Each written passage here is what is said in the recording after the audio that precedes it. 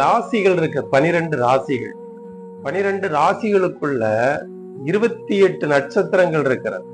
இந்த 28 நட்சத்திரங்கள் தான் பூமியில் இருக்கிற எல்லா உயிர்களும், எல்லா மரங்களும், எல்லா செடிகளும், எல்லா கொடிகளும், எல்லா ஊரும் பிராணிகளும், எல்லா காட்டு மிருகங்களும், எல்லா நாட்டு மிருகங்களும் இந்த 28 நட்சத்திரங்களில் தான் இருக்கிறது. எல்லாவற்றிற்கும் ஒரு மரம் உண்டு, எல்லாவற்றிற்கும் மிருகங்கள் உண்டு, எல்லாவற்றிற்கும் எல்லாம் இருக்கிறது. இந்த பிரபஞ்சத்தில் இருக்கிற எல்லாம் இருக்கிறது.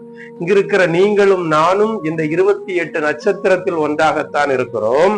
அப்படியானால் இந்த நட்சத்திரங்களின் உயிர் ரூபம் என்ன? உயிர்களின் ரூபம் என்ன? இந்த ராசி மண்டலங்கள் எதற்காக படைக்கப்பட்டது?